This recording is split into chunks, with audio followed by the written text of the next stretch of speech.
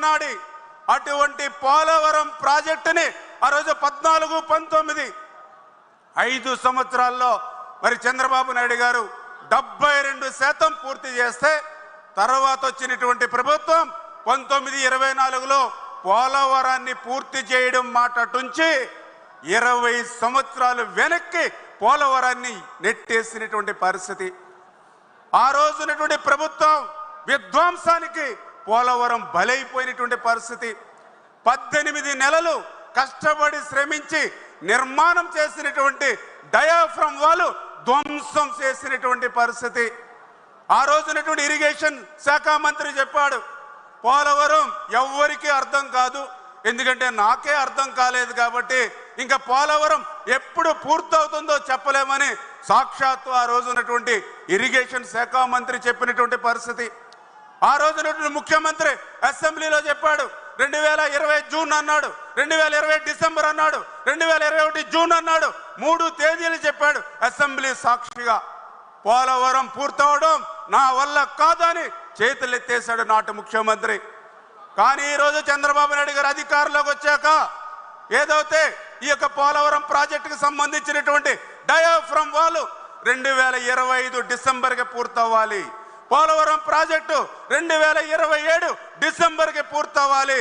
అప్పటి నుంచి ఆ పోలవరం గోదావరి వరద జలాలు అటు ఉత్తరాంధ్రకు ఇటు రాయలసీమకు ప్రవహించాలని చంద్రబాబు నాయుడు గారు ఒక లక్ష్యం పెట్టి ఆ లక్ష్యానికి అనుగుణంగా 2027 డిసెంబర్ కల్లా పోలవరాన్ని పూర్తి చేసేటువంటి విధంగా పనిచేస్తున్న విషయాన్ని కూడా ఈ సందర్భంగా మీ ద్వారా కూడా తెలియజేసుకుంటూ ఉన్నా.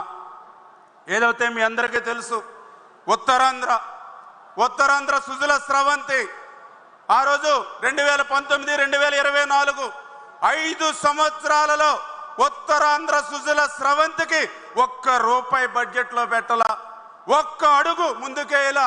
మళ్ళీ ఈరోజు ఈ ప్రభుత్వం వచ్చిన తర్వాత ఉత్తరాంధ్ర సుజల స్రవంతికి 1,176 కోట్ల రూపాయలు మొదటి బడ్జెట్లోనే పెట్టి అటు విజయనగరం, విశాఖపట్నం, శ్రీకాకుళం జిల్లాలకు సస్యశ్యామలం చేసేటువంటి విధంగా ప్రాధాన్యత ఈరోజు చంద్రబాబు నాయుడు గారు ఇస్తున్నటువంటి పరిస్థితి.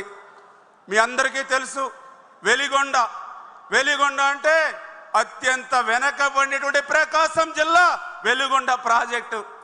మరి అటువంటి వెలిగొండకి జాతికి అంకితమని గత ఎన్నికల ముందు ఆనాటి ముఖ్యమంత్రి ఆర్భాటంగా ప్రచారం చేశాడు. తీరా మేము అధికారంలోకి వచ్చిన తర్వాత చూస్తే ఆ వెలిగొండకి వెళ్ళి పరిశీలిస్తే ఆ వెలిగొండకు సంబంధించి హెడ్ వర్క్స్ దగ్గర మరి అక్కడ వింగ్స్ కానీ అదేవిధంగా వాల్స్ కానీ నిర్మాణం కాల. వెలిగొండకు సంబంధించి ఏదైతే అత్యంత క్లిష్టతరమైనటువంటి పనులు టన్నెల్ 1, టన్నెల్ 2 అక్కడ బెంచింగ్ పనులు పూర్తి కాల. ఇంకా 6.2 కిలోమీటర్ లైనింగ్ పనులు పూర్తి కాల. మరి ఆ టన్నెల్ దాటి బయటకు వస్తే మరి ఏదైతే ఫీడర్ ఛానల్ ఉందో ఆ ఫీడర్ ఛానల్కి ఇంకా 21 కిలోమీటర్లు సిసి లైనింగ్ చేయాలి, ఇంకా 5 కిలోమీటర్లు సిసి వాల్ నిర్మాణం చేయాలి. ఆ ఫీడర్ వాల్ దాటి రిజర్వాయర్ దగ్గరికి వెళ్తే అక్కడ నిర్వాసితులకి 900 కోట్ల రూపాయలు అక్షరాలు R&R ప్యాకేజ్ ఇవ్వాలి, నిర్వాసితులు కాలనీలు కట్టాలి. అంటే చంద్రబాబు నాయుడు గారు లాంటి వ్యక్తి ముఖ్యమంత్రిగా ఉంటే ఇంకొక 2 సంవత్సరాల్లో ఆ వెలిగొండను పూర్తి చేయొచ్చు.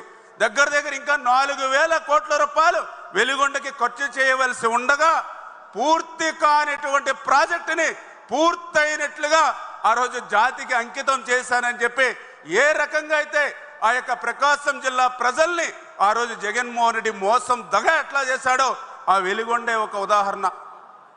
ఆ వెలిగొండే కాదు, ఇవాళ ఈ రాయలసీమ ప్రాంతాన్ని కూడా అదే రకమైన మోసం, అదే రకమైన దగ. ఎందుకంటే ఇక్కడ కూడా ఒక సినిమా సెట్టింగ్ వేశాడు.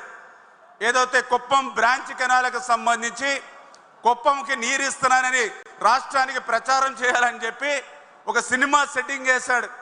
ఆ రోజు మరి ఏదైతే మరి ట్యాంకర్ల ద్వారా నీరు తెచ్చాడు, బెంగళూరు నుంచి పువ్వులు తెప్పించాడు, హెలీప్యాడ్లో హెలికాప్టర్ దిగి అక్కడ బటన్ నొక్కి ఆ వచ్చినటువంటి నీటిని మరి వదిలాడు. ఆ యొక్క బటన్ నొక్కి మళ్ళీ ఆ రోజున ముఖ్యమంత్రి హెలీప్యాడ్ దగ్గరికి వెళ్ళి ఆ హెలికాప్టర్ ఎక్కే లోపుగానే అతను బటన్ నొక్కినటువంటి ఆ కొద్దిపాటి నీళ్లు కూడా నేలలోనే ఇంకిపోయాయి. అతను వదిలిన పువ్వులన్నీ కూడా నేల మీద పడి వాడిపోయినటువంటి పరిస్థితి, యావత్తు మీడియా రంగం కూడా మరి ఆశ్చర్యపోయినటువంటి పరిస్థితి.